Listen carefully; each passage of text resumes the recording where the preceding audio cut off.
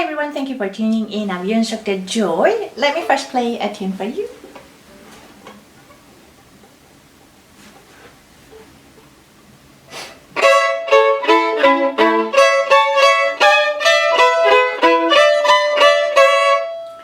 This was a little beginning of Mazas or Maza etude number 17. Thank you very much for your continued support. I really appreciate.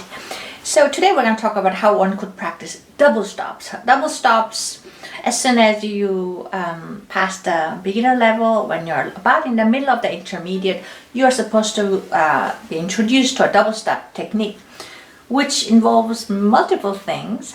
So this is one of the great etude pieces for double stop exercises. So even though I played it as printed as Maza, to put it with a dot or with a staccato dots, but I do not encourage you or encourage anyone to start practicing double stop with a staccato, because even though that might be our ultimate goal, but by stopping the bow, we're actually creating a little tension. So when it comes to difficult technique, tension is the greatest enemy.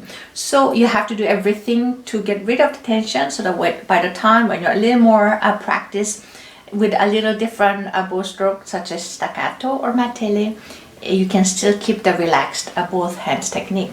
So now, first learn to be two strings, and often when the bow is placed in a little more flexible part, it's a little easier to place two strings. Just simply press the string near the bridge. You will see the strings are very rigid. When you press the string near the fingerboard, it's very flexible, which means it's easier for us to be on multiple strings when the strings are a little more flexible. So instead of placing near the bridge, try to place the bow near the fingerboard like that. And instead of short bow, see if you can do long stroke.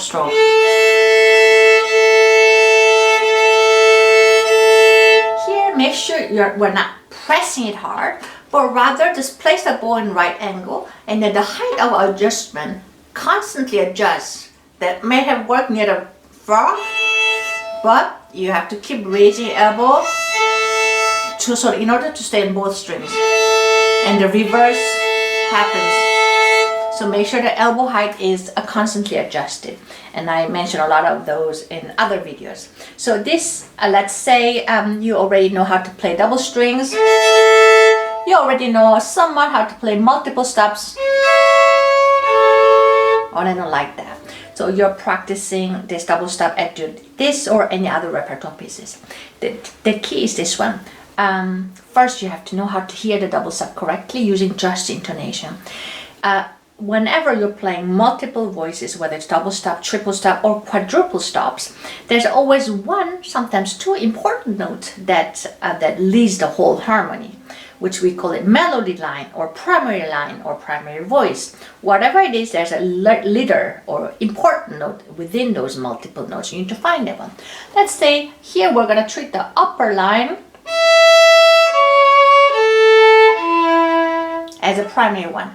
Then you would have to adjust your ears to make the note below to be in harmony with the upper one using just intonation.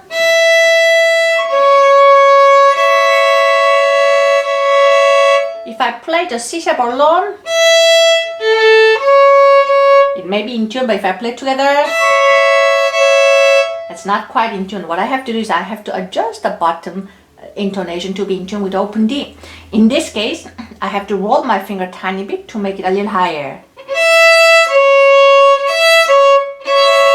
Now I'm going to roll my second finger.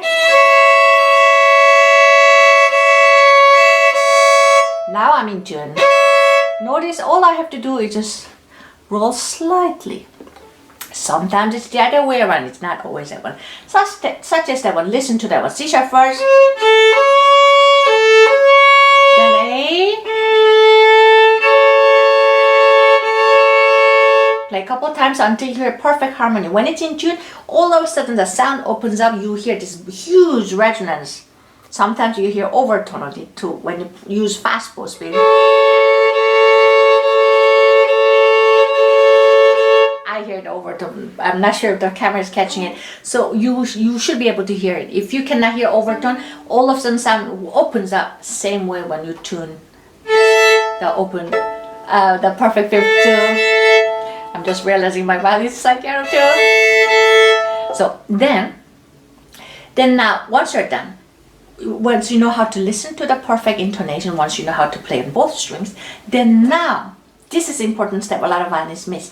When you play double stops, a lot of violinists just play and lift up all two fingers and place two fingers and lift up both fingers and place both fingers. And that is not impossible, but that's the hardest way of doing it. Try to find connection between double stops, meaning connecting fingers here.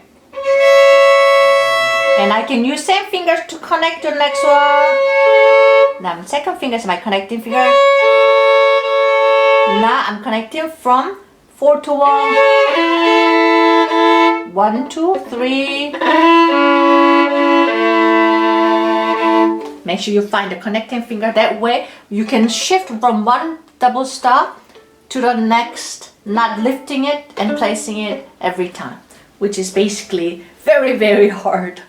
Not impossible. You're trying to jump and then land it on a precise spot. Instead, trying to be on the surface, meaning keep the one finger on the fingerboard and connect that one, shifting the finger support to the next one so you can find your way out easier.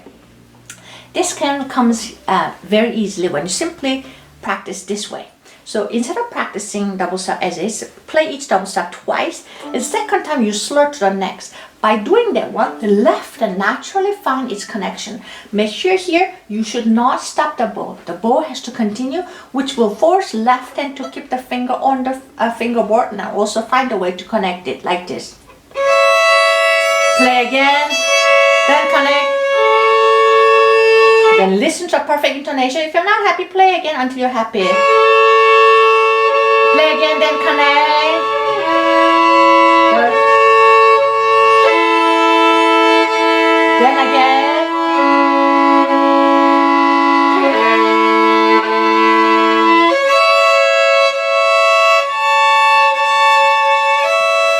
Like that. Yeah? It's as simple that one. So if you want to even further help the left hand to relax and apply light vibrato. Light vibrato just for in order to shake off the tension. It's not wide vibrato like this, but to shake it, just to shake off the tension.